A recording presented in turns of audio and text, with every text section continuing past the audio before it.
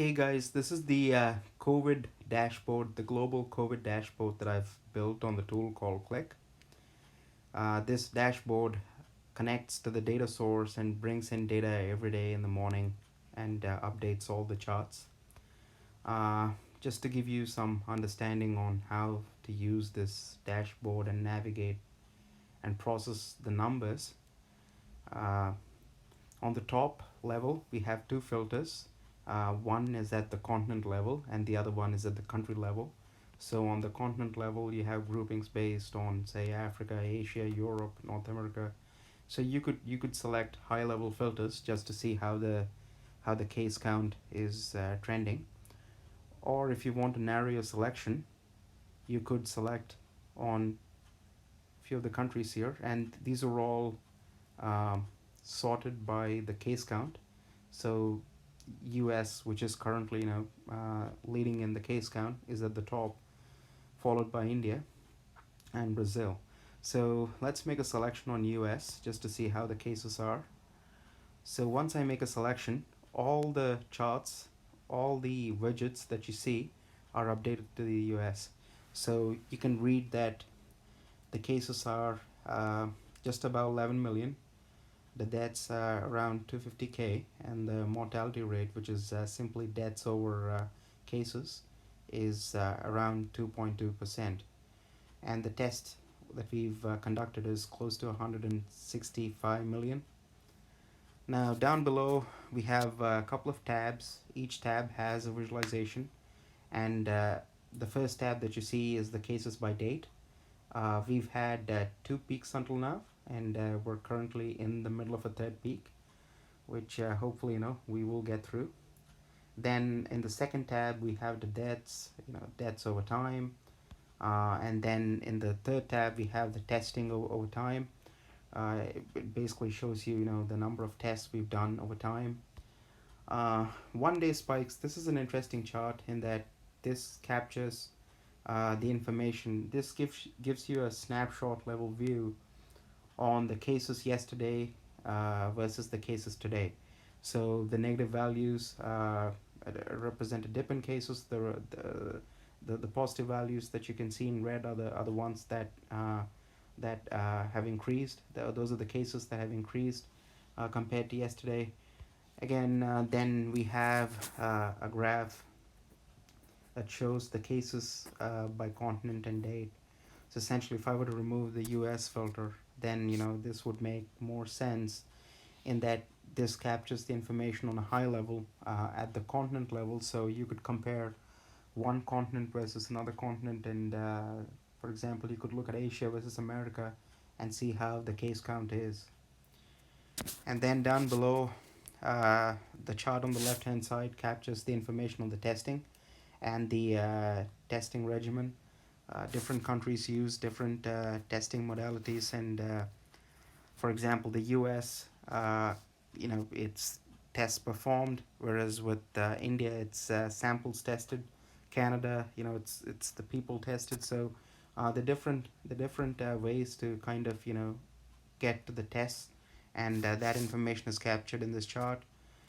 The chart on the right hand side gives you a scatter plot. It shows you the countries, the case counts. The sizing is based on the deaths, and color is based on the life expectancy. As you can see on the right hand side, we have a legend to indicate the life expectancy, and in a separate tab we have the mortality, the cases by continent, where you can look at the cases, and also in a combo chart you could look at the the mortality rate. And coming back, I can expand on this and look at some of the countries that have had fewer cases, and I could look at how they've been doing. So once I make a selection with Qlik, wherever you make a selection, all the widgets in the charts get updated in real time. So there's no need for you to wire separate charts. They all talk to each other. So if I could, since I made a selection on the On the scatter plot, I've selected all the countries that I find are important for me to test.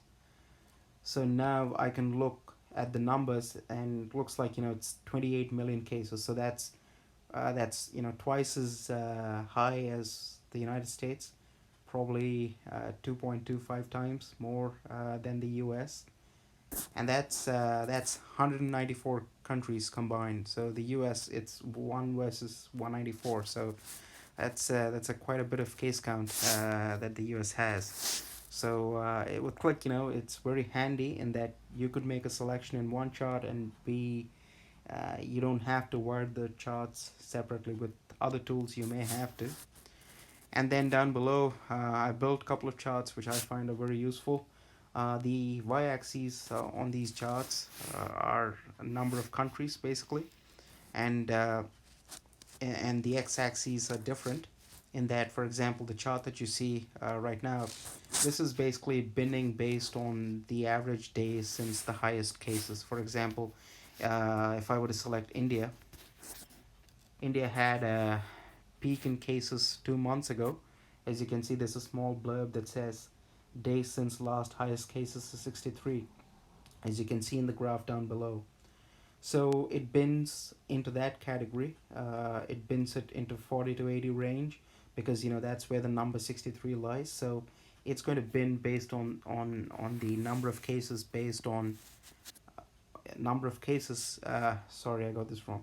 It's going to bin it based on the average days since highest cases. And down below, you have the cases and the deaths side by side, just to give you a comparison. The way to read these charts would be, for example, the chart on the left should be read as, in the month of November, 42 countries have had their max cases ever. Same thing with the chart on the right, where you would read it as 37 countries have had their max deaths in the month of November. So that's the way to read these charts. I think these are quite handy. And there are other sheets as well, wherein we have other metrics that I've captured. For example, I could drag the slider and look at the increase of deaths in the country. So once I drag the slider to say 19 days, so this is going to measure the increase of deaths going back in time for 19 days. So back in time 19 days ago minus today, so that's the increase in deaths. Same thing with the chart on the right, but it measures the cases. So yeah, so this is another sheet which I built. This is on a high level just to give you the life expectancy, the median age. You could select on a country, and you could narrow your scope in terms of looking at the life expectancy. You could look at the numbers, or you could simply select a continent and just look at the overall life expectancy. Also, we have another sheet that kind of gives you a high level overview of cases versus deaths. This chart is very similar to the one that we had before in the first sheet, the scatter plot, but it's handy in that it has the reference lines where it shows for the top 50 how many average cases we have, average deaths we have. So this is a cool feature to have, where we can just look at the top 50. So this is the COVID dashboard. I hope you find it useful.